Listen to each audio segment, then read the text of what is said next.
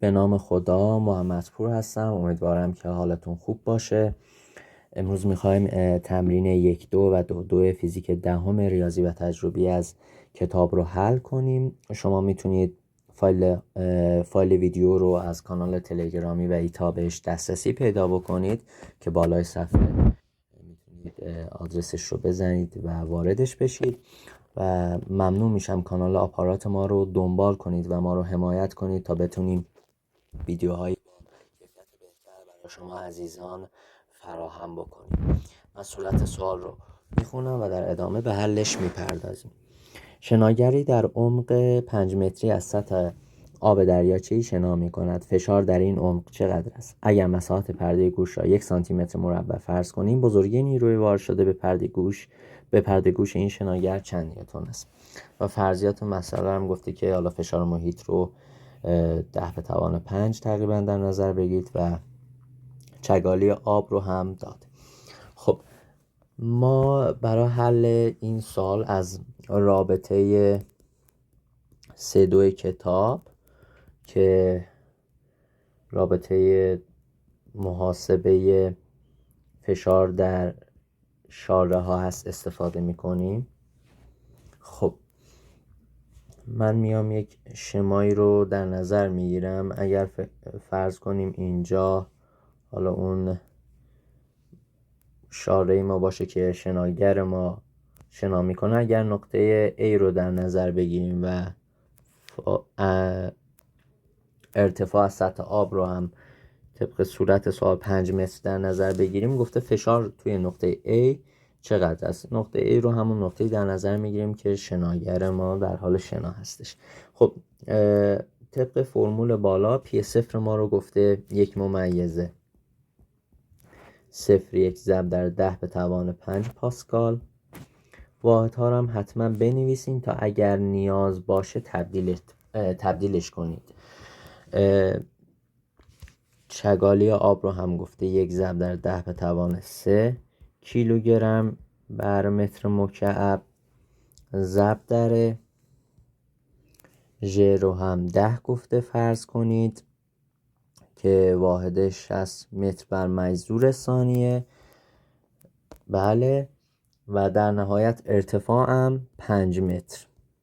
خب از اونجایی که همه واحدها توی دستگاه SI هم دستگاه بین المللی ما هستن و نیاز به تبدیل نیست، دیگه من توی مرحله دوم واحدها رو نمی نویسم و در نهایت فشار نهاییمون هم بر حسب پاسکال خواهد. خب من این رو به صورت 10⁻1 ضرب در 10⁻4 می نویسم.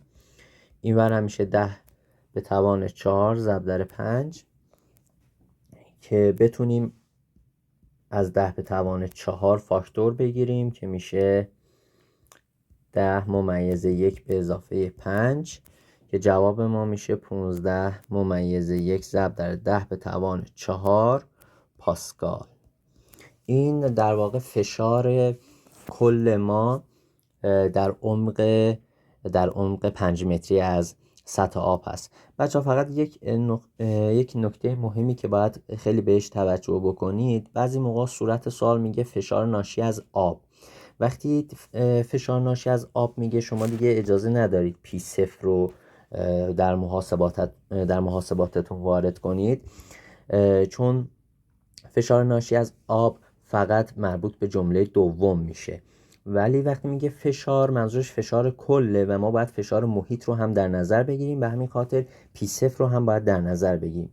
پس یک نکته مهم اینه که وقتی میگه فشار ناشی از آب دیگه پی صفر رو در نظر نمیگیریم، ولی وقتی حرفی از فشار ناشی از آب نمیزنه و منظورش فشار کل یا همون فشار هستش، اون موقع پی صفر رو هم لحاظ میکنیم. خب در قسمت دوم سوال گفته که اگر مساحت پرده گوش رو 1 سانتی متر مربع در نظر بگیریم، بزرگی نیرو بر این پرده گوش رو در واقع به دست بیارید چند نیوتن است. خب فرمول ما هست P مساوی F بر A.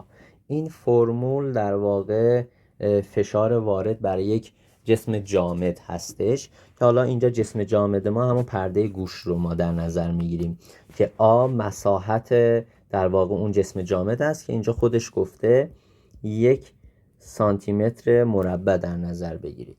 خب طبق رابطه بالا F ما میشه P ضرب در A.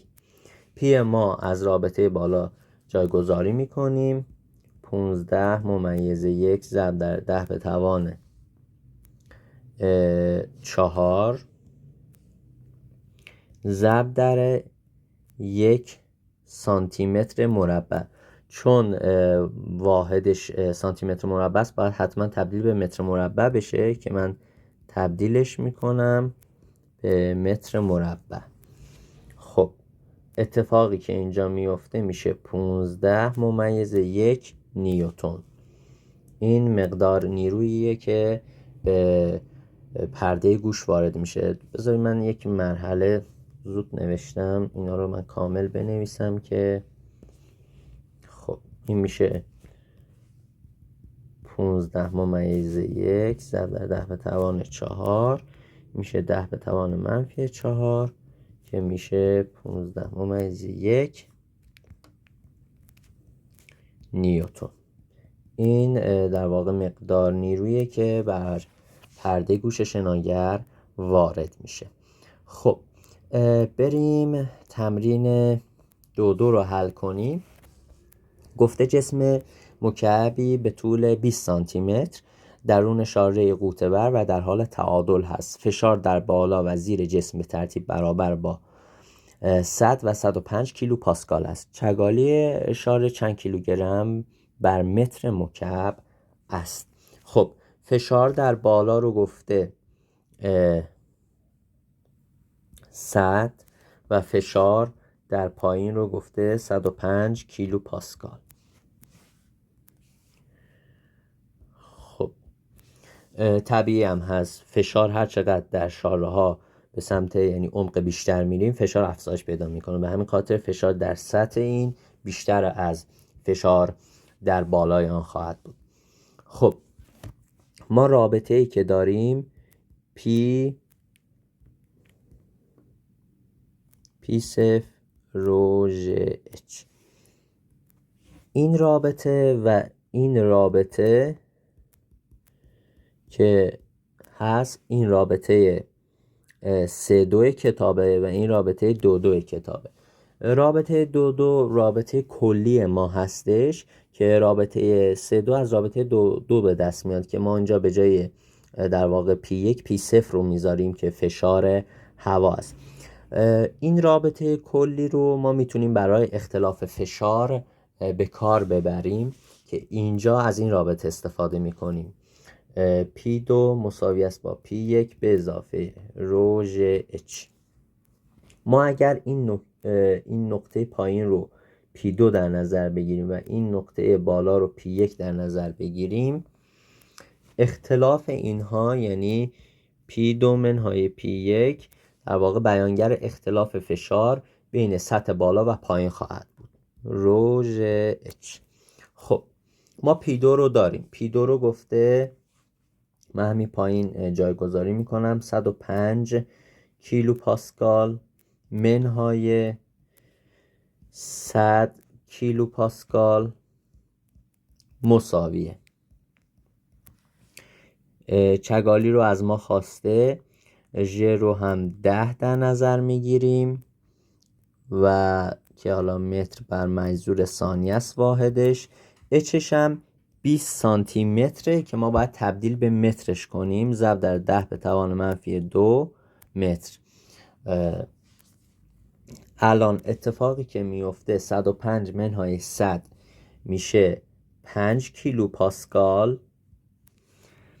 رو ما ضرب در من همین کیلو رو همینجا تبدیل میکنم 5 ضرب در 10 به توان 3 پاسکال رو و این رو هم اگر ضرب بکنیم 10 ضرب در 20 که میشه 200 با اون منفی 2 تا صفرش حذف خواهد شد میشه 2.